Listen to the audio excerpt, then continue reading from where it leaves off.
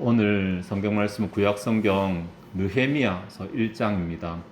느헤미야서 1장 1절부터 11절까지 전체가 다 본문인데 그 중에서 8절과 9절 두 절만 제가 봉독하도록 하겠습니다. 느헤미야서 1장 8절과 9절입니다. 옛적에 주께서 주의 종 모세에게 명령하여 이르시되 만일 너희가 범죄하면 내가 너희를 여러 나라 가운데 흩을 것이요 만일 내게로 돌아와 내 계명을 지켜 행하면 너희 쫓긴 자가 하늘 끝에 있을지라도 내가 거기서부터 그들을 모아 내 이름을 두려고 택한 곳에 돌아오게 하리라 하신 말씀을 이제 청하건대 기억하옵소서. 아멘. 오늘 본문은 느헤미야서 1장입니다. 느헤미야 시작 부분인데 느헤미야라는 인물을 여러분 조금 또 소개를 해야 되겠죠. 북왕국 이스라엘이 722년 기원전 722년에 아수르에게 멸망을 당하게 됩니다. 605년부터 남왕국 유다도 멸망을 당하게 됩니다. 3차례에 걸쳐서. 그리고 나서 하나님께서 이스라엘 백성들을 다시 회복시키시겠다고 약속하신 70년이 차고 이스라엘 백성을 회복시키시는데 고레스라는 왕에 의해서 이스라엘 백성을 회복시키십니다. 이때가 537년 회복되고 그 다음에 이때부터 다시 70년이 지난 458년에 두 번째로 이스라엘 백성들을 포로로에서 귀환시키십니다. 첫 번째 포로 귀환은 스룹바벨이라는 사람을 통해서 인솔해 가십니다. 약 5만 명 정도. 그리고 4만 9천 얼마니까 5만 조금 못되게 가서 성전을 재건하게 됩니다. 70년 뒤인 458년에는 에스라, 여러분 잘 아는 에스라라는 사람이 다시 사람들을 데려가는데 몇 명 데려갔는지 모르겠어요. 남자 숫자만 한 1700명 정도 데려갔다 그러니까 여자도 있을 것이고 가족도 있으면 많아봤자 10,000명이 안 될 것이니까 그 정도. 그리고 오늘 이제 본문부터 시작되는 느헤미야가 세 번째로 포로를 데리고 귀환을 하게 됩니다. 대략 10,000명 정도. 그 앞부분에 있는 사건입니다. 느헤미야라는 사람은 이제 뭐 고레스 시대가 아니라 그 이제 바사죠. 페르시아 시대에 아닥사스다라고 하는 왕, 고레스의 4대 손이거든요. 아닥사스다라고 하는 왕의 술관원으로 이렇게 본문 가운데 나옵니다. 마지막 11절에 보면 술관원은 왕의 술을 책임지고 술을 옆에서 이렇게 따라주고 이런 사람인데 이것이 당시에는 상당한 권력이었습니다. 왜냐하면 왕의 음식을 맡을 정도라면 왕이 신임을 굉장히 한다는 말이고 그래서 그 자리가 아무나 할 수 없는 자리거든요. 그런 자리에 있었기 때문에 포로 출신이지만 나름 성공한 사람입니다. 그런데 어느 날 하난이라고 하는 자기 친척이 예루살렘에서부터 와서 예루살렘이 어떻게 돼 있는지를 소식을 전합니다. 그 전하는 소식이 3절이거든요. 그들이 내게 이르되 사로잡힘을 면하고 남아있는 자들이 그 지방 거기에서 큰 환난을 당하고 능욕을 받으며 예루살렘 성은 허물어지고 성문들은 불탔다 하는지라 라고 하는 말을 듣게 됩니다. 네, 그러니까 지금 예루살렘 성이 엉망이 됐다라는 말이잖아요. 조금 이상합니다. 조금 이상한 것이 지금부터 14년 전에 에스라가 다시 포로를 데리고 귀환을 했고 했는데 왜 에스라가 있음에도 불구하고 이들이 이렇게 됐는지, 물론 70년 전에 스룹바벨을 통해 성전을 재건하고 이렇게 어쨌든 자리를 좀 잡았을 것 같은데도 여전히 자리 잡지 못하고 이 분위기로 봐서는 주변에 악한 사람들이 예루살렘을 침공해서 예루살렘이 제 기능을 못하도록 이렇게 만들었다라는 분위기처럼 들리니까 느헤미야가 이 소식을 듣고는 너무 마음이 아팠습니다.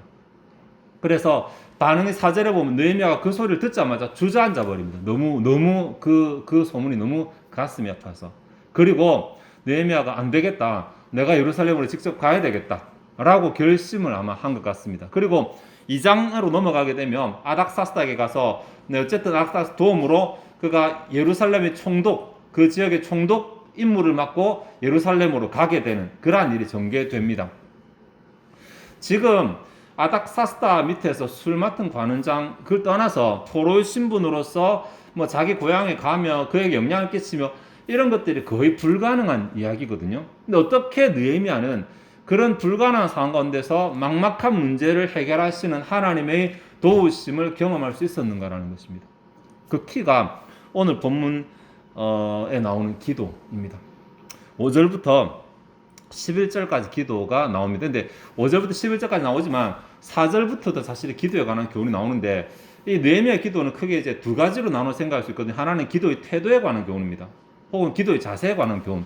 느헤미야가 어떻게 기도했는가라고 하는 교훈인데, 여기 4절에 보시면 수일 동안 슬퍼하며 4절에 금식하며 기도하며 6절에 주야로 기도하며, 굉장히 기도를 중요하게 생각했죠. 지금 이 문제를 해결함에 있어서 아마 기도를 최우선의 가치를 두고 기도를 했었던 것 같아요. 우리 생각에 문제가 생기면 그냥 잠깐 묵도하는 정도 기도했다, 뭐 이렇게 생각할지 모르겠고, 며칠 하다 말고 이렇게 생각할지 모르겠지만, 느헤미야는 이 문제 때문에, 자기 집도 아닌데 예루살렘이 피폐된 이 문제 때문에 하나님 앞에 금식을 하면서 주야로 기도를 했던 것 같아요. 그만큼 철저하게 기도를 해요. 철저하게. 이런 기도의 태도가 있고, 오늘 우리는 기도의 내용을 좀 살펴볼 것이거든요. 기도의 내용도 또한 우리가 좀 특징을 찾을 수 있는데, 5절부터 11절까지 느헤미야의 기도는 두 부분으로 나뉘어집니다. 5절부터 8절까지 주로 회개라는 주제로 기도합니다. 9절부터 11절까지 회복이라는 주제로 기도합니다. 하나님이 행하심이 징계와 회복이거든요. 근데 느헤미야는 회개와 회복이라고 하는 두 개의 주제로 나누어서 기도를 하고 있습니다. 그 전환점이 되는 것이 8절과 9절이기 때문에 제가 8절과 9절을 봉독했습니다. 8절은 여전히 회개에 관한 내용이 남아있고, 9절은 회복에 관한 내용들이 남아있는 그 전환점이 있어요. 그 전환점은 있는데, 가만히 보시면 8절과 9절은 자기의 말은 아닙니다. 옛적에 모세를 통하여 하신 말씀, 즉 율법 이야기를 하고 있습니다. 레위기와 신명기 내용이거든요. 율법을 말하면서, 특별히 구약에는 오경의 율법을 말했다는 것은 지금 느헤미야 머릿속에서 이 기도 자체가 하나님과 언약적인 구조를 가지고 있는 관계에서 이루어진다라는 것을 인정하는 것입니다. 네. 내용도 정말 언약적입니다. 8절을 요약하면 사람이 범죄하면 하나님이 흩으신다 라는 내용입니다. 9절에는 사람이 순종하면 하나님이 회복하신다, 이 내용입니다. 그러니까 정말 언약적입니다. 만일이라고 말해서 사람이 어떻게 하느냐에 따라서 하나님께서 거기에 맞게 보응을 하시는데, 사람이 하나님을 기쁘시게 하지 않으면 하나님도 그 사람을 괴롭히시고, 사람이 하나님을 기쁘시게 해드리면 하나님도 그 사람을 기쁘시게 한다라는 내용이니까 상당히 언약적이잖아요. 계약적이잖아요, 이 자체가. 이것을 기도의 핵심에 놓고, 회개기도의 마무리에 8절을 놓고, 그 다음에 회복의 첫 번째 머리로 9절을 놓고 있습니다. 위치도 굉장히 느헤미야가 신경을 써요. 느헤미야서의 느헤미야 기도가 여러 번 나오거든요. 느헤미야 기도가 굉장히 깊습니다, 내용이. 그런데 이곳에서도 그렇게 배열을 하고 있습니다. 그래서 이 5절에서 8절까지와 9절에서 11절까지 내용을 나누어서 생각을 해야 되는데, 다행스럽게도 5절에서 8절까지 그리고 9절에서 11절까지 기도를 들으소서, 기도를 들어달라라는 말이 두 번 나오는데 각각의 영역에 한 번씩 나옵니다.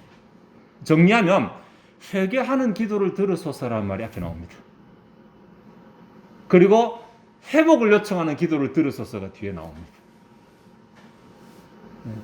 느헤미야 확실히 배운 사람 같아요. 그래서 이렇게 굉장히 잘 짜여진 기도를 하고 있습니다. 그래서 그 기도를 조금 생각을 해 보도록 하겠습니다. 또 기도 또 생각하기 전에 이거 뭐 나중에도 되는데, 8절과 9절이 사실은 제가 아까 말씀드렸다시피 레위기와 신명기에서 가져와서 이스라엘 백성이 하나님 앞에 불순종하면 하나님께서 이스라엘 백성들을 포로로 보내실 것이다 라는 그런 내용이고, 만약에 순종하면 땅 끝에 있다 하더라도 그를 다시 돌이킬 것이다, 이런 내용인데, 지금 분위기가 좀 안 맞아 보입니다. 왜냐하면 지금 이미 두 차례에 걸쳐서 귀환했어요. 그래, 지금 이 발생한 문제가 포로된 장소에서 발생한 것이 아니라 귀환한 장소에서 발생한 문제예요. 근데 왜 느헤미야는 귀환한 이후의 내용을 가지고 기도를 하지 않고 포로로 가게 될 것이며 포로에서 돌릴 것이라는 조금 시대적으로 조금 맞지 않는 기도를 하고 있는 것일까? 여러분 갑자기 들어서 이게 완전 벙벙하실지 모르겠는데, 찬찬히 읽어보면 과연 이 기도가 지금 이 상황에 맞는 기도인가라는 의문이 듭니다.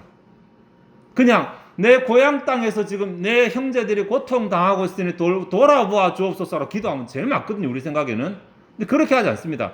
옛적에 모세를 통해 말씀하시기를 이미 포로에서 귀환한 상태인데 우리가 불순종하면 포로로 잡아가겠다, 순종하면 포로에서 돌리시겠다는데, 지금은 우리가 이곳에서 고통당해서 돌려달라는 기도가 아니잖아요. 왜 느헤미야가 이 상황에서 이런 조금 생뚱맞은 내용으로 기도를 하는 것인가?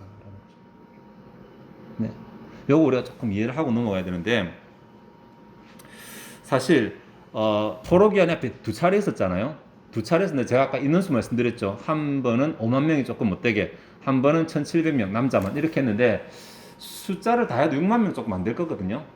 그러면 이스라엘 백성이 원래 몇 명이었는가 라고 하면 다윗 시대 때 한번 하나님 앞에 다윗 실수하잖아요. 인구조사 하잖아요. 네. 그때 레위인을 뺀 인구가 군대에 나갈 만한 사람이 130만 명이었습니다. 그러면 또 여자 따져야 되죠. 아이 따져야 되죠. 어른 따져야 되죠. 숫자 꽤 많아집니다. 보통 3배 정도 곱하거든요. 400만 명 되잖아요. 그 중에서 이제 5만 몇천 명 돌아왔습니다. 그러니까 포로 기한이 완전히 끝난 게 아니에요. 이제 시작이지. 아직 엄청나게 많은 사람들은 여전히 포로로 남아 있다는 거죠. 그리고 느헤미야 생각에 그 얼마 안 되는 사람들이 예루살렘에 돌아가서 성전도 재건하고 또 그거 생활하는데 아직까지 대다수가 포로로 남아있는 상황에서 아직까지 하나님의 회복이 이루어지지 않았다라고 생각을 했던 거예요. 여전히 우리는 레위기와 신명기가 말하는 그 저주 속에 여전히 우리는 놓여 있다. 그래서 그냥 그들이 고통당하는 지역적인 문제가 아니라 이 상황, 이 판 자체를 두고 하나님께 굉장히 스케일 크게 기도를 하고 있습니다.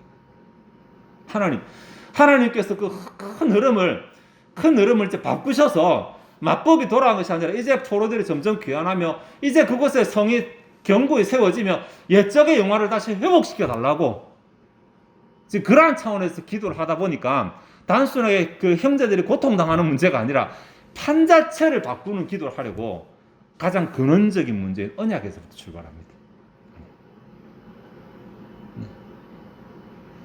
지금 상황은 이미 언약이 시행된 상태고 그에 따라 저주받는 이 상황이니까 여기서 뭘 달라 말라 하는 것이 아니라 어떻게 보면 뭐 이 나무의 열매가 뭐 열리고 이렇게 하는데 나무 자체를 뽑아서 옮겨달라 뭐 이런 얘기 좀 더 근원적인 문제를 가지고 기도를 하게 됩니다. 그러니까 해놓고 8절 좀 들어가도록 하겠습니다. 8절의 내용은 범죄하면 포로로 보내시겠다라는 내용입니다. 네. 하나님의 언약 백성이 하나님 앞에서 범죄하면 포로로 보내시겠다라는 말을 지금 하나님이 하신 것이 아니라 느헤미야가 기도 가운데 합니다. 하나님 이렇게 말씀하지 아니하셨습니까? 라고 말합니다. 그렇게 말하면서 5절에서 8절까지 내용 가운데 범죄와 관련된 용어들이 많이 나옵니다. 9절부터는 안 나오거든요. 6절에 보시면 범죄한 자들을, 또 6절에 범죄하여, 7절에 악을 행하여, 8절에 범죄하면 절절마다 죄에 대한 이야기들 하고 있습니다. 우리가 범죄했다. 주님 앞에 죄졌다. 우리가 잘못했다. 도대체 그들이 잘못한 죄가 뭐냐라고 했을 때 7절 좀 봐야 돼요. 7절을 보시면 주를 향하여 크게 악을 행하여 주께서 주의 종 모세에게 명령하신 계명과 율례와 규례를 지키지 아니하였나니 이게 죄라는 거예요. 그들의 죄가 뭐냐면 뭐 살인을 하고 간음을 하고 이런 것이 아니라 계명을 지키지 않았다. 언약을 지키지 않았다. 언약을 저버렸다. 그 자체가 죄라는 것입니다. 8절에도 범죄하면이라고 하는데 여기에 너희가 만일 범죄하면이라고 할 때 범죄하면이라는 이 단어는 사실 원래대로 하면 불성실하다라는 뜻이거든요. 주로 계약관계에서 불성실한 것입니다. 예를 들어 아버지하고 아들이 아침마다 구두 닦기로 약속을 했어요. 구두를 닦으면 내가 용돈을 주겠다라고 약속을 했는데 아들이 이제 며칠 제대로 하다가 조금 지나니까 뭐 대충 닦는다든지 닦는 신용만 한다든지 이렇게 할 수 있잖아요. 그럴 때 이 단어를 씁니다. 그러니까 이스라엘 백성들이 아예 적국으로 돌아서고 아예 하나님 버린 것이 아니라 여전히 계약관계고 여전히 언약 백성이라고 말하면서 뭔가 온전하지 못하고 뭔가 대충대충하고 뭔가 합리화해서 그냥 어느 선에 살 수 있는 선에 사고 이렇게 했다라는 것입니다. 네. 그렇게만 해도 하나님께서는 그들을 쫓아보내시겠다고 말씀하셨다는 거죠.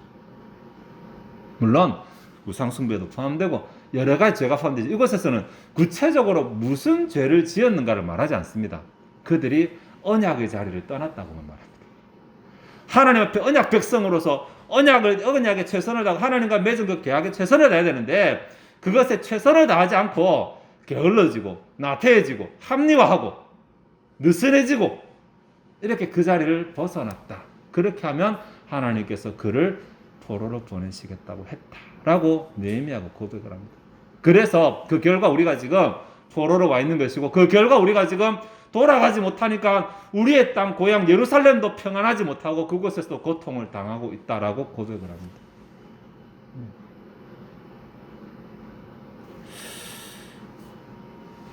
그러면서 우리가 지금 주님 앞에 회개하고 있는 기도를 들어달라라고 말합니다. 6절, 이제 종이 주의 종들인 이스라엘 자손을 위해 주야로 기도하오며 우리 이스라엘 자손이 주께 범죄한 죄들을 자복하오니 주는 귀를 기울이시며 눈을 여시사 종의 기도를 들으시옵소서. 우리 회개합니다. 우리 회개하는 기도를 들어달라고. 죄를 자복하는 기도를. 구체적으로 누가 어느 집에 소름 쳤고 이런 말이 아니라 우리가 죄인이라는 사실을, 우리가 성실하지 못했다라는 사실을 기도합니다. 그러니 들어달라라고 이렇게 말합니다. 여기에 죄들을 자복하오니라고 말합니다. 자복한다는 이 말은 원어는 그냥 던진다는 말이거든요. 던진다. 근데 던진다라는 단어인데 이 단어가 히브리어 동사가 표현할 수 있는 가장 강력한 표현법으로 표현되어 있어요.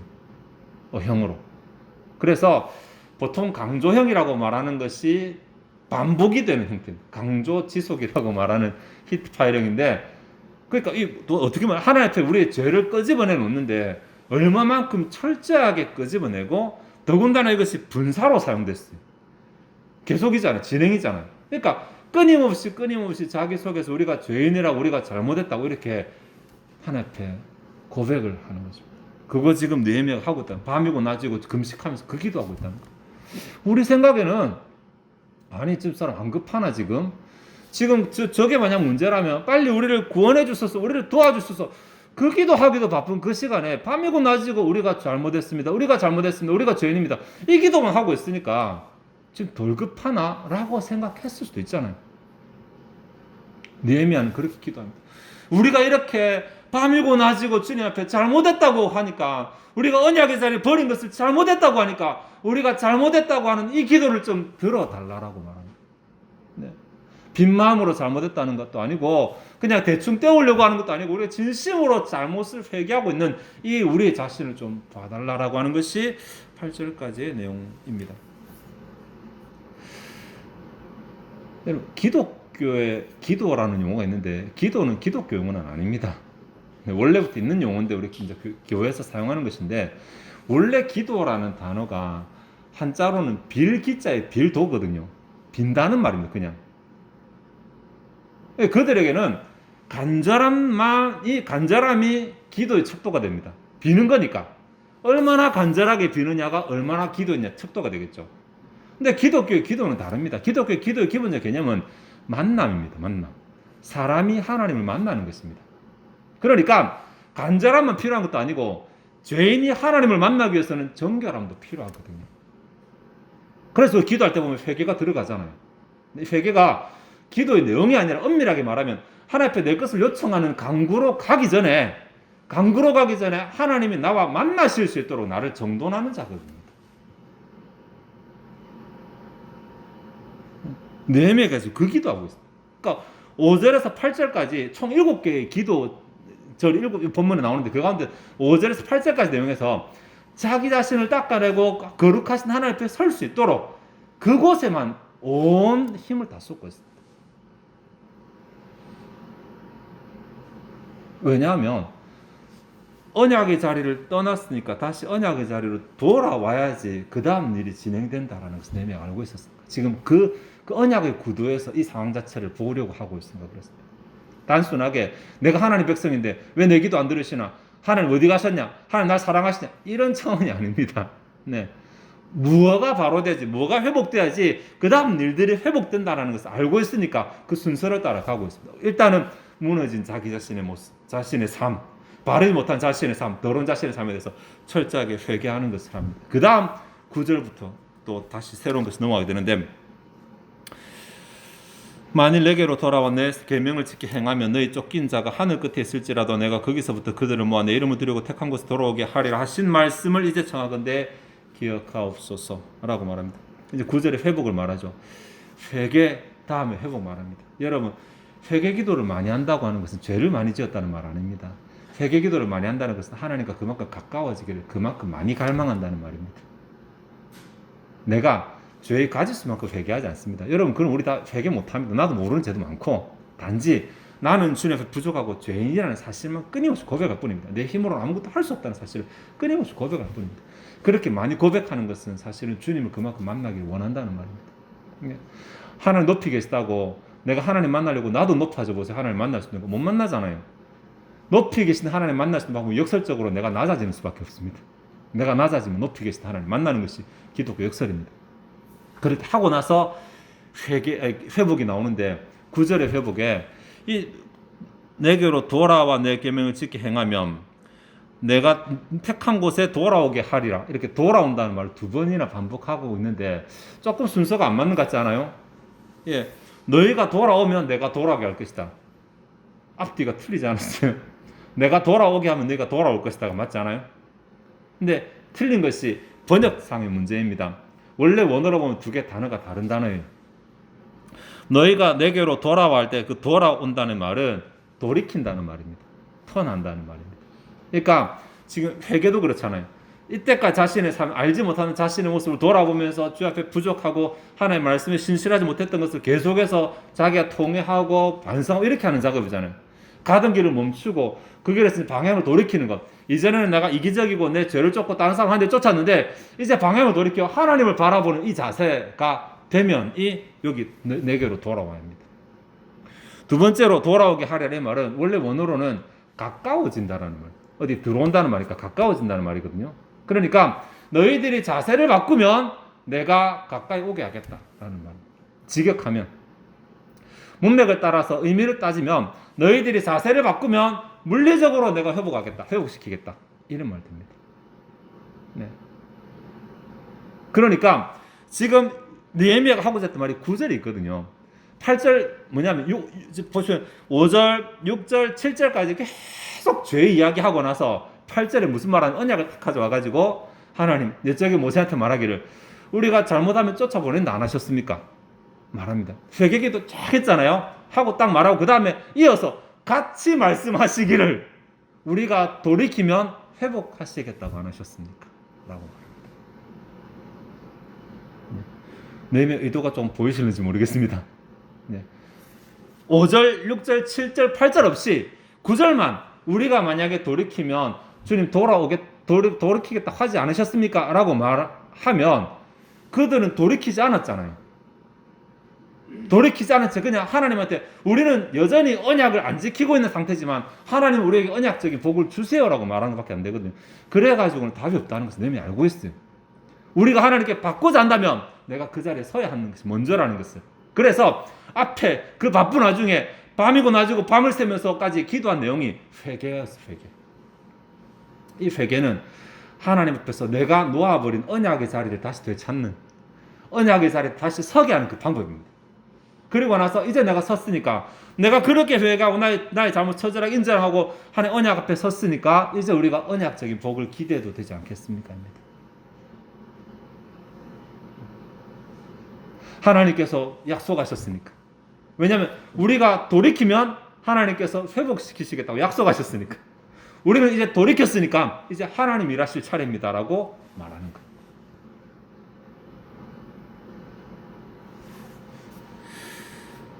실제로 11절에 보시면 마지막에 주여 구하오니 귀를 기울여서 종의 기도와 주의 이름을 경외하기를 기뻐하는 종들의 기도를 들으시고 오늘 종이 형통하여 이 사람 앞에서 은혜를 이렇게 하옵소서라는 내용이 나오는데 여기에 주여가 오 주여 원래 원어로 그렇거든요. 사실은 우리가 알고 있는 기도는 이 11절 한 절입니다. 형통하게 하옵소서. 이 한 절 하려고 이때까지 5절부터 10절까지 긴 작업한 거예요. 이 한 절 말하려고. 하나님 앞에 우리가 있는 소원 아뢰기 위해서 하나님 언약적인 말씀을 가져와서 그 말씀으로 구하려고 하니까 우리가 언약의 자리에 안 서 있다는 거예요. 그래서 그 언약의 자리에 먼저 서는 회개기도부터 한 거예요. 하고 언약적 말씀 가져와서 주 우리 언약적 자리에 섰으니까 이제 하나님도 일해달라고 그 일해달라고 요청하는 내용이 11절입니다. 11절에 보면 여기에 종의 기도와 주의 이름을 기뻐하는 종들이라고 말하는데 이들이 이미 순종하는 자리에 있다고 말하잖아요. 자기 입으로. 예전에 우리가 주인이고 우리가 반역하고 하나님 우리가 무시하고 그랬는데 이제 우리 종이라고 스스로 고백을 하잖아요. 그리고 주의 이름을 경외하기를 기뻐하는이라는 표현에서 주의 이름을 인정하는 자들, 그것을 마음에 즐거워하는, 지금 삶의 자세가 바뀌어 있잖아요. 자신의 모습이 바뀌었다고 말하니까 우리는 지금 이렇게 되어 있습니다. 그러니까 이런 우리들에게 형통함을 달라고, 기도를 들어달라고 이렇게 말합니다. 여기 형통함을 달라라고 하는 이것은 막힘이 없이 나아가게 해달라라는 말이니까 오늘 종에게 막힘없이 나아가는 그런 은혜를 베풀어달라 기도합니다. 이것도 조금 우리 생각해 볼 만한데, 그래서 분명히 3절의 문제는 예루살렘에 살고 있는 사람이 너무 어려움 당한다는 거잖아요. 근데 느헤미야가 뭘 기도하냐면, 그럼 이 정도였으면 그럼 예루살렘 사람들이 어려움 겪지 않도록 해주세요라고 기도할 만하잖아요. 근데 느헤미야의 말은 오늘 종의 길에 좀 형통함을 달라고, 순탄함을 달라고 합니다. 기도하고 나서 2장에 보면 그가 아닥사스다 앞에 술을 딱 드리는데 아닥사스다가 얼굴빛이 안 좋고 무슨 일 있냐라고 물어봅니다. 그때 내 고향이 이런 소식을 들었다라고 말하니까 아닥사스다에게 은혜를 입게 되고, 그래서 총독으로 부임해 가고 왕이 총독의 직함을 주고 군사를 주고, 그리고 그 군사와 함께 예루살렘으로 돌아가서 예루살렘 성을 방비하고 성벽을 다시 재건하게 됩니다. 제 생각에 느헤미야의 기도가 참 스케일이 커요. 콕 찍어 요거 주세요가 아니라 아주 기초부터 단단히 다지고 언약의 관계에서 단단히 가지고 들어가니까 하나님께서 진짜로 언약에 약속하신 대로 그 먼 곳에서부터 다시 돌아가게 하시고, 그래서 예루살렘 성벽을 재건하고 3절의 문제가 결국은 해결되도록 하십니다. 네. 언약의 복도 경험하고 자기가 안에 문제로 삼았던, 기도를 시작했던 동기가 되는 그 문제도 덩달아서 해결되도록 하시는 것입니다. 느헤미야가 포인트를 잘 봤던 것 같아요. 하나님의 언약 백성은 언약의 자리를 지키는 것이 제일이다. 언약의 자리에 서야지 하나님이 언약적으로 일하신다라는 사실을 잘 알았기 때문에 지금 내가 그 자리에 서지 못하는 모습이 무엇인가를 보고 회개하는 것에 크게 시간을 썼던 거예요. 말씀을 좀 정리하도록 하겠습니다. 느헤미야는 언약이 파괴된 상태에서 무턱대고 뭘 달라는 기도를 안 했어요. 하나님과 관계가 깨어졌으니까 내가 뭐 달라 해봤자 그건 이미 안 되는 얘기거든요. 깨어진 관계를 먼저 회복하는 작업을 엄청나게 많은 공을 들여서 합니다. 며칠째 기도하면서 금식하면서 그 작업합니다. 우리 생각 기왕 금식할 거면 달라고 하는데 금식을 써야 되지 않냐 할지 모르겠지만 느헤미야는 언약의 자리를 회복하는 것에 금식을 했습니다. 그리고 나서 언약의 자리가 회복되었다고 생각할 때 주의 형통함을 구하게 됩니다. 그리고 그 형통함으로 인해서 아닥사스다 왕의 문제도 해결되고, 그냥 뭐 도망가도 되잖아요. 포로 귀하면 도망가죠. 만약에 느헤미야가 혼자 도망가서 예루살렘 가봤자 무슨 일을 할 수 있겠어요? 아무리 못하거든요. 왕에게 총독직을 임명받고 갔으니까 그곳에서 힘을 쓸 수가 있는 거예요. 그리고 그 문제를 해결할 수 있었거든요. 하나님께서 이렇게 하나씩 갖추어서 결과적으로 내가 바라고 있었던 기도는, 보시면 3절의 내용 나오죠. 기도 어디에도 3절의 문제를 해결해 달라는 기도는 없습니다. 어디에도. 그럼에도 불구하고 3절의 문제는 결국 해결되게 됩니다. 느헤미야서도 쭉 읽어보게 되면 언약의 자리에 선다는 거, 이거 사람들이 쉽게 생각하지만 그 자리가 쉽지 않을 수 있습니다. 왜냐하면 하나님과 약속을 한 자리고 내가 해야 될 것들이 많으니까. 그러나 내가 해야 될 것들이 많은 만큼 하나님께 누릴 수 있는 것도 많다는 사실을 기억해야 됩니다. 내가 그 자리를 버리면서 하나님께 뭔가 달라 기대하는 그것은 착각이며 욕심입니다. 하나님께 언약적인 복을 받기를 원한다면 내가 언약의 자리에 서서 그냥 지켜야 됩니다. 그것이 뭐냐면 하나님 말씀을 순종하는 것입니다. 하나님 말씀에 순종하는 것입니다. 내 삶에서 하나님 뜻에 순종하려고 노력하는 삶 자체가 언약의 자리를 지키는 삶입니다. 핑계대고 이 정도는 되겠지, 이건 어쩔 수 없지 라고 핑계대면서 하나둘씩 그 자리에서 벗어나다 보면 어느 순간 이스라엘 백성과 같이 하나님께서 경고하시는 단계에 가게 됩니다. 혹 그러한 단계에 가게 됐다면 내가 뭘 해달라고 요청해보는데 하나님 듣지 않으십니다. 내가 만약에 하나님께 원한다면 내가 지금 있는 이 자리가 언약의 자리인지 하나님이 언약의 대상자로 지정하신 그 자리인지 생각해보고, 만약 그게 아니라면 오늘 느헤미야가 했던 것처럼 기도해야 됩니다. 내가 잘못한 거 인정합니다. 하나님, 내가 내 삶의 방향을 돌이킵니다. 이전에 내가 세상을 바라보고 친구를 바라보고 내 욕심을 바라봤지만 이제 주님을 다시 바라봅니다 라고 그 방향을 돌이키는 작업이 먼저 돼야 됩니다. 그것을 통해 내 방향을 돌이킬 때에 하나님께서 여전히 9절에서 약속하신 것처럼 너희가 만약에 방향을 돌이키면 내가 너희 물리적인 문제를 해결해 주겠다, 회복하겠다 라고 이렇게 말씀하신 그 언약의 조항이 우리에게 이루어지게 되는 것입니다. 언약적인 기도라는 것은 내가 뭘 주세요 라고 하는 것이 아니라 하나님께서 언약적으로 일하실 만한 조건을 내가 갖추는 것이 언약적인 기도입니다. 하나님께서 약속하신 것을 내가 행하실 수밖에 없도록 내가 해야 할 몫을 하는 것이 언약적 기도입니다. 언약적인 자리에 서는 것입니다. 느헤미야가 그것을 갖추고 스스로 종이라고 자기 함께 있는 자들도 여호와 경외하기를 기뻐하는 종들이라고 고백하고 이렇게 나의 자리가 회복이 되니까 하나님께서 그의 앞길을 형통하셔서 그의 문제들을 해결해 나가시게 되는 것입니다. 우리 문제 많잖아요. 하나님 도우심 필요하잖아요. 하나님 도와주세요 기도해도 됩니다. 네, 되는데 혹시나 내가 하나님의 언약의 대상으로서 그 자리를 서지 않으면서 내가 거기 서 있지 않으면서 하나님께 뭘 해달라고 기대하고 있는 것은 아닌지 꼭 한번 생각해 보았으면 좋겠습니다. 근데 하나님께서 응답 안 하시면 하나님 탓하고 원망하면서 하나님 내 편 아니시라고 혹시 이렇게 하고 있는 것은 아닌지, 하나님은 스스로의 질서를 절대 위배하지 않으시는 분이잖아요. 하나님이 약속하시면 그대로 하시는 분이잖아요. 그러면 하나님의 약속하신 대로 행하시는 분이라는 사실을 믿는다면, 인정한다면 내가 하나님께서 일하시도록만 하면 돼요. 실내에 들어올 때 스위치를 켜면 불이 켜진다는 사실을 아는 사람과 그것을 모르는 사람은 깜깜할 때 들어올 때도 자세가 다를 거잖아요. 이거 켜면 켜지니까, 스위치를 올리면 켜지니까 이용하겠죠. 네. 그것을 잘 모르는 사람이 와서 왜 불이 안 켜지냐고 여기는 어둡다고 말할 수 없는 거잖아요. 하나님은 철저하게 언약대로, 약속대로, 말씀대로 행하시니까 내가 하나님의 행하심을 경험하기 위해서는 내가 그 자리에 있으면 됩니다. 네, 그 자리. 네. 혹 내가 그 자리에 있지 못하다면 오늘 언약적인 기도, 내가 그 자리로 돌아가는 기도, 내 삶을 그쪽으로 돌이키는 기도, 철저하게 회개하고 자신을 살펴보고 하나님을 향해서 방향을 돌리는 그 기도를 통해서 내가 언약의 자리에 서게 되고, 내가 언약의 자리에 섰을 때 하나님께 언약적인 요청을 할 수 있게 되고 하나님께서 일하심을 경험하게 된다는 사실을 기억하시고, 하나님께 기도할 때 그냥 구하는 것이 아니라 구할 수 있는 자리에서 구하는 그러한 우리가 되도록 노력하고, 삶 가운데서 언약을 지키려고 발버둥치고 노력하고 하나님을 바라보려고 노력하는 가운데 기도하고 하나님의 도우심을 경험하는 그러한 우리들이 되었으면 좋겠습니다. 기도하시겠습니다. 하나님, 느헤미야 1장을 통해서 느헤미야가 언약을 붙잡고 언약을 바탕으로 하나님께 기도함으로 그가 소원하는 바가 결국은 이루어지게 된 사실을 생각해 보았습니다.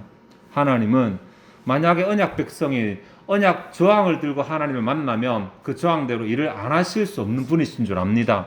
그렇기에 내가 먼저 언약 백성으로서 언약의 자리에 서야 되고, 그리고 하나님 앞에 합당하게 우리의 요청을 하나님께 내어드리게 되면 하나님께서 반드시 그대로 우리에게 응답하실 줄 압니다.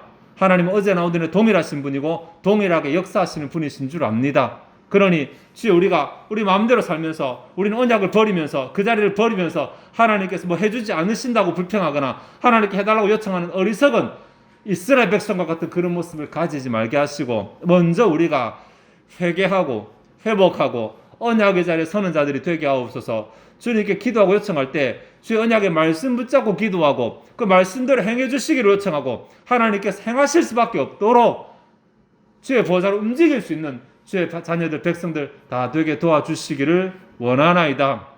우리에게 지혜를 주옵소서. 어두운 세상만 바라볼 것이 아니라 세상의 주인 되시는 하나님 바라보게 하시고, 또 나의 잘난 것만 바라볼 것이 아니라 내가 회개해야 될 모습도 볼 수 있게 하시고, 주 앞에서 언약의 자리를 서고 언약의 자리에 서고 그 자리를 지키기 위해 노력하는 자들이 다 되게 도와주시옵소서.